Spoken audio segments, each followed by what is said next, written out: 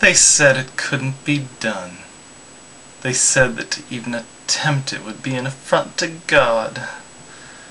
They said I was mad. They who in their cowardice would deny mankind such amazing advancements, such magnificent truths, they called me mad!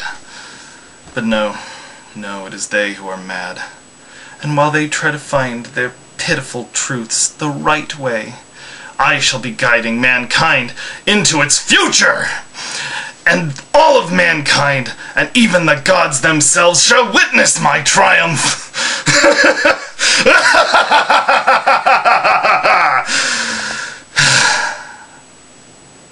Hello, I'm Victor, and this is The Junkyard.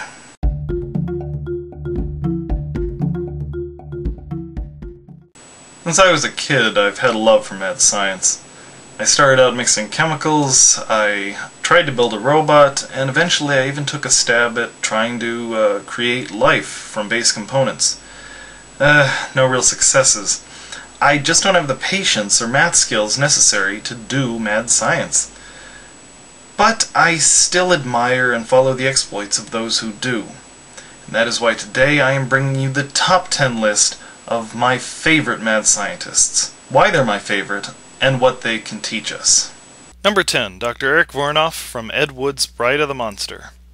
Played by Bela Lugosi, Dr. Vornoff had a plan for humanity. He wanted to create a race of pipples, who, being superior to regular men in every way, would rule the world. So far, his efforts had produced a pile of corpses and Tor Johnson. Still, he remained optimistic and even tried to make a beautiful, blushing, 8-foot-tall bride out of reporter Dolores Fuller. However, things went bad and Vornoff took his own medicine, becoming Mega Lugosi. In the end, Mega Lugosi was taken out by his own pet octopus.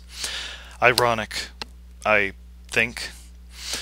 Anyway, why do I like Vornoff? He has an amazingly badly thought-out plan, but he goes at it with such infectious enthusiasm. He's got the eye of the tiger. What did I learn from him? If at first you don't succeed, bring in the next victim! Number 9. Dr. Harrison Blackwood from Incognito Cinema Warriors XP. He's a scientist who keeps a hapless dope and his 2 robot friends captive and forces them to watch bad movies. Sound familiar? Well, it should. However, Blackwood is a distinct individual. A failed scientist, a failed entrepreneur, a failed human being.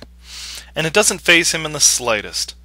He putters away in a lab beneath an abandoned movie theater of his own design, doing things that are both unimaginably horrible and of surprisingly little consequence.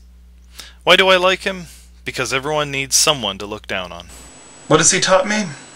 Well, he taught me that any opportunity in life is an opportunity to do evil. Number 8. Dr. Cockroach from Monsters vs. Aliens. This is the one that inspired me to make this list. In the 50s, driven by the fear of nuclear Armageddon, one Dr. Cockroach created a device meant to give humanity the durability of a cockroach, which he then tried on himself. The results are obvious. He was captured by the government and was locked up for decades with other monsters. Then in the late, zeros, he and his colleagues were sent out to stop an alien invasion, where he showcases both his genius and his compulsive mad science. I like Cockroach for 2 reasons. First, he's quite likable. If you can avoid either running from him or trying to kill him, he's polite and pleasant.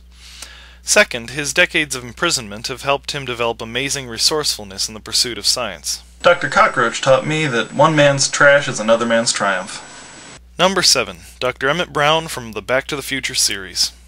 Brown spent years developing the means to travel through time, selling his estate and earning the scorn or pity of most of his community in the process. However, he succeeded, and soon after, before which, he and his young friend Marty McFly navigated their way through several temporal paradoxes. I like Brown because even though he spent years figuring out how to spit in the very face of God, and played a game with the survival of the universe at stake, he was primarily motivated by his childhood dream of being a cowboy when he grew up. I have to respect that. I don't know why. From him I learned that if you're gonna break the laws of the universe, at least do it in style. Number 6. Dr. Clayton Forrester from Mystery Science Theater 3000. This is the guy Blackwood is based on / ripped off from. He managed to cross enough lines at the Gizmonic Institute that they moved him and his lackey into Deep 13, a sub-basement that would be diseased if it wasn't so radioactive. One of the lines he crossed, by the way, was launching a janitor into space to see how he dealt with isolation and a string of bad movies. The results were fascinating.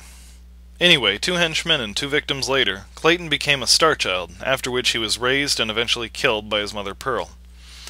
I like Forrester because he doesn't limit himself. Genetic engineering, atomic experiments, multidimensional physics, he tried it all, whether he understood it or not. His only field of expertise was evil. Forrester taught me that sometimes the underdog is the underdog for a reason.